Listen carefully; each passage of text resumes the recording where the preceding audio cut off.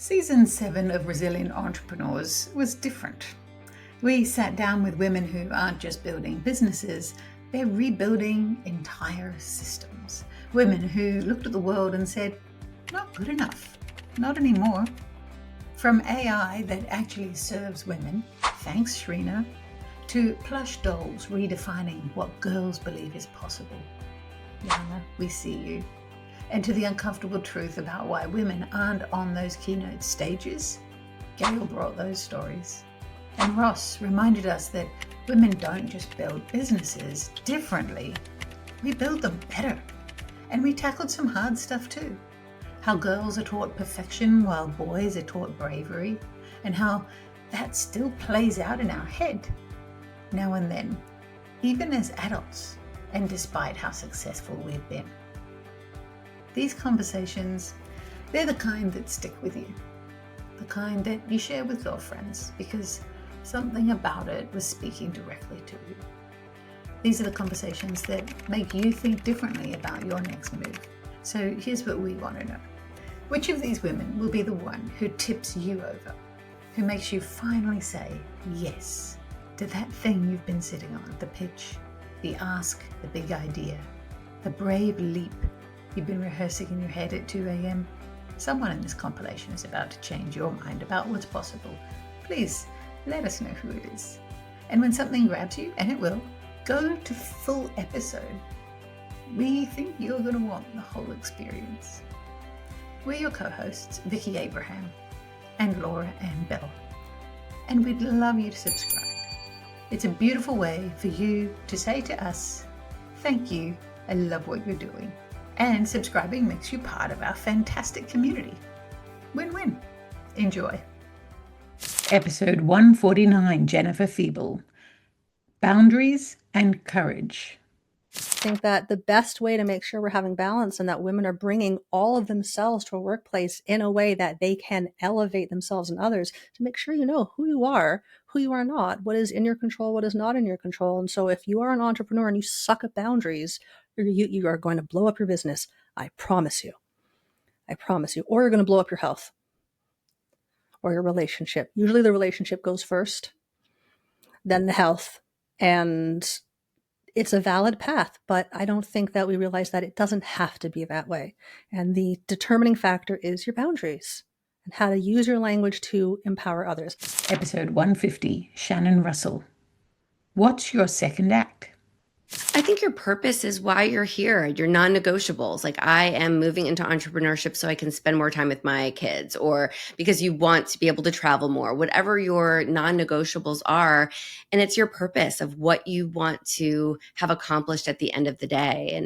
And I think my purpose is just to show my children that you don't have to stick to one path when you're older, that you can do a bunch of different things and become that more fuller version of yourself. And I think I'm definitely showing them that. And it's not like a very straight path. Mine is definitely crooked and twisty, but I wouldn't have it any other way. And I think that's just a great way to look at life and to teach the younger generation that you can do that too. It's not the way it was when our parents were going through school and through their careers. I think that that's my purpose. And I think everyone to have that purpose of that arrow that you are following in your life, and make sure that as you go down that path, everything that you're choosing to do reflects your purpose at the end of the day. Episode 161, Mandy McAllister. Why doubting yourself is the death of your business. Just like lots of things in life that are really worth pursuing, it's this balance of like, what am I doing now? Am I analysis paralysis, or am I, not going into that because of fear? And I know for me personally, when I started buying these larger assets, because I'm just some farm kid who asked a bunch of questions and failed forward and got over this need to be perfect. I think that, if you've read the book or seen the podcast that talk about girls are taught to be perfect and boys are taught to be brave. If you're a high performing girl, you need to be perfect and raise your hand and do everything exactly right. This tendency of when you want to trust your own judgment, you think you'll be able to if you're just perfect. If only I were perfect, right? Episode 162, Yana Black. Your story's not about you, and that is why it works. your dress is so pretty. You look so beautiful today. Isn't that a beautiful dress? I love your shoes. Whereas boys, we say, wow, whoa, like what have you been doing? And that's great jumping. And look how fast you run. The language, and we don't even know we're doing it sometimes, but you're conditioned from such a young age. Be gentle with her. She's so little. He's all right. He'll be fine. Just those little nuances. You're not saying you're a girl, you can't do that, and you're a boy, you can, but just that nuanced language of the way we just be careful, don't hurt yourself. And we all say that as parents. We don't want our children to get hurt, but that kind of formed my initial thinking of how am I going to raise independent, intelligent women who are proud of their brains and not just the way they look, because how you present in society matters. We all look at each other, we look at ourselves, you can't get past it. So it's not saying it doesn't matter, it does.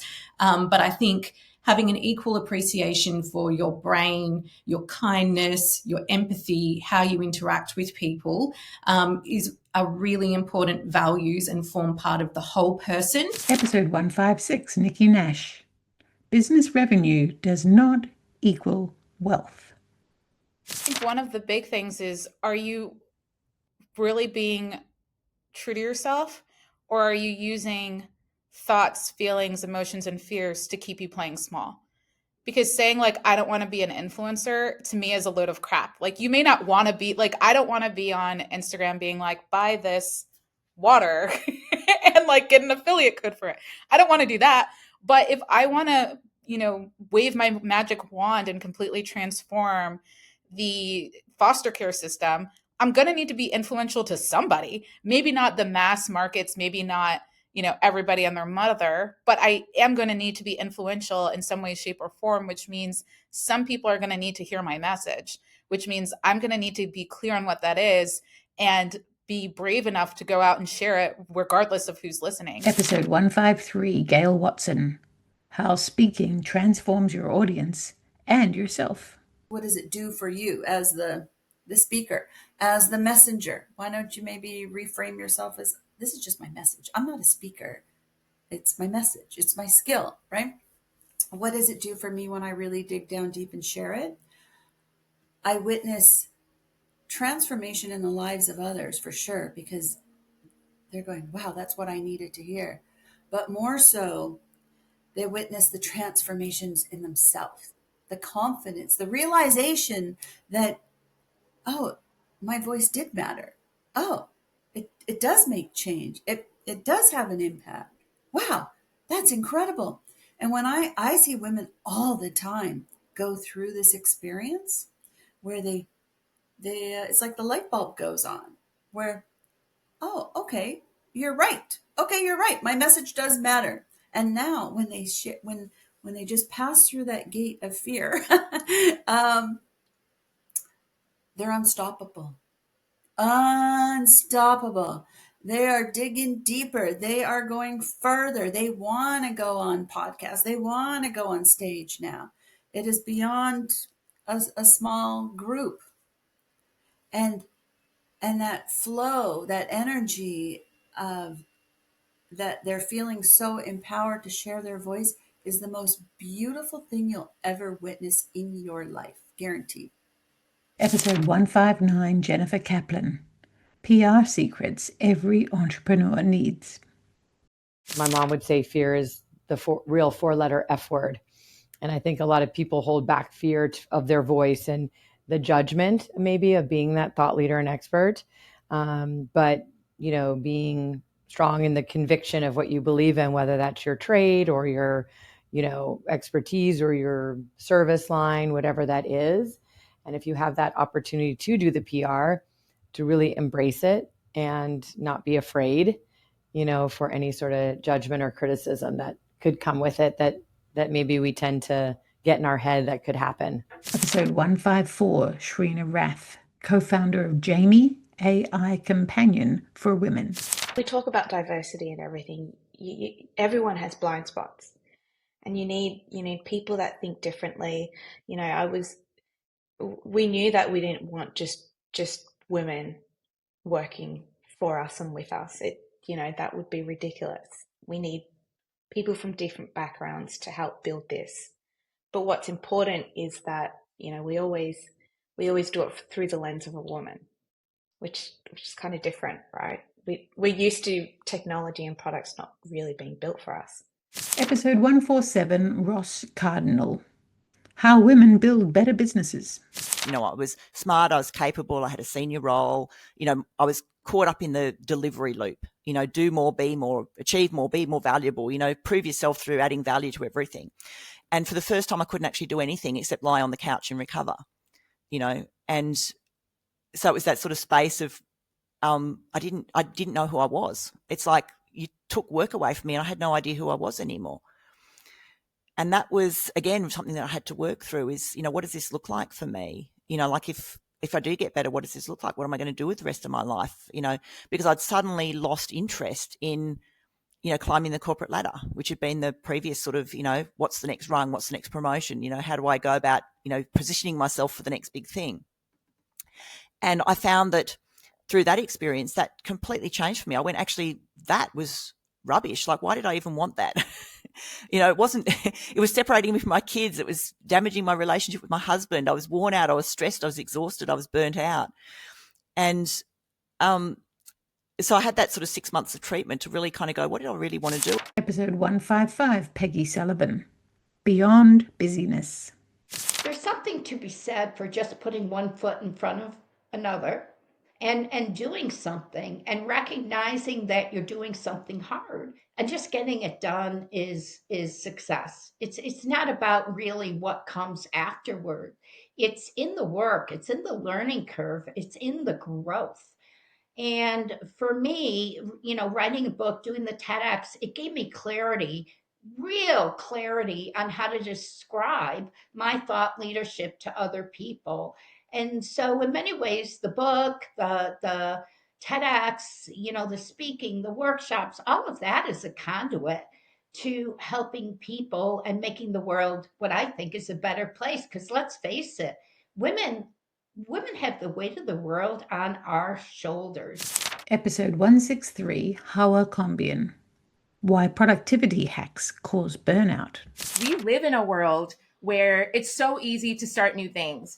We launch projects, we pick up habits, we're constantly setting new goals. There's an entire culture built around doing more, hyper productivity. And often that's what's actually getting in the way of what allows us to be our best selves. And it's actually what underpins burnout. So many leaders think that resilience is about constantly adding more, right? Like more mindfulness, more routines, more practices. But real resilience actually comes from shedding the weight of burnout first so that you have space to receive what's new and what's actually going to help you bring more calm and sustainability into the work that you do. So I really think it comes down to putting a stop to the patterns that end up draining us so that we can make room for strategies, habits, and leadership that really help us drive mission-driven success in the social impact sector. Episode 160, Andrea Buck. How to handle imposter syndrome. I've really judged myself also for feeling unsatisfied. Sometimes I look at my life and I go, okay, I've got all these things in place, 2 beautiful kids, got a career, got a partner, got health, got so much in my life, and yet I feel unsatisfied. And I felt real shame around that until somebody said to me, yeah, but that's the thing that keeps humans innovating. So that thing about self-love is like you love all things about yourself, even the part that keeps complaining that it's not enough, that things are not enough and I want more and I'm unsatisfied, because that is intrinsically built into us as a driver of progress and innovation. Episode 158, When Everyone Says No, She Heard Yes, with Taylor Style award-winning founder Anya Cheng. Even for me, after 15 years in big tech companies, it's still so hard because when you were in big tech company, everyone wants to talk to you. They see your business card with Meta. They want to talk to you. Either they want to get a job, get you a deals, or whatever things you might be able to help them in the future. But being a startup founder, you are nobody. No one wants to talk to you anymore. So I think biggest part is believe in yourself. And the first one is easy, but then follow on every single day is a new day. Episode 157, Vicky Brown. Recruiting is marketing. How to attract high performers. Creating an SOP, creating a process, training, really giving people training when they start. And I mean, not just on the task that they're going to work on, but tell them about your company. I think that the thing that we forget, we have the vision so strongly in our head and it's echoing in there 24/7. And we think that we've communicated fully, thoroughly, and often enough for other people to really embed it in their DNA. And you have to do it 10 times more than you think is over the top because they're not thinking about it 24/7. There are all these other things that they're working on. You're the holder of the flame, and it's your responsibility to pass that flame on. So you have to do it often, and you have to do it, with energy and consistency. Episode 151, Monica Garcia Dugal. Breathe to be wealthy. And any of your listeners, if they're toggling back and forth, 100% look for coaches, start working with coaches because especially if you're making such a big transition like that, going from corporate to entrepreneurship, the coaching is an amazing, amazing investment. And what that helps you with is it helps you deal with all of the hiccups, all of the little challenges that are going to come up. And think about it. These coaches, they're giving you the best of the best of the best of what they know. And these guys, they don't stop learning. These are lifelong learners. Coaches are lifelong learners. They don't mess around. And so for you, if you're serious about it and if you're serious that you want to do it and you want to be successful, I've used them for 10 years. Oprah Winfrey, which is a billionaire, has 7 of them. So I have tons of them. I tell you, I don't mess around. I do whatever the successful people do. Episode 152, Rialana Reiner. From side hustle to franchise empire. What I would say to the entrepreneurs out there and entrepreneur wannabes is just where would you love to see your life improved? Because that's really what I did. And then stick with it and then watch people's faces as they appreciate what you're offering and always make it better, and I think that's kind of was sort of my challenge to myself through the years is how can I keep making this better? Don't give up when it gets hard because it definitely got hard. We're like, I can't do this anymore. But I think if we can just keep plugging along and keep improving, then someday you look back and you've got this product that people are grateful for.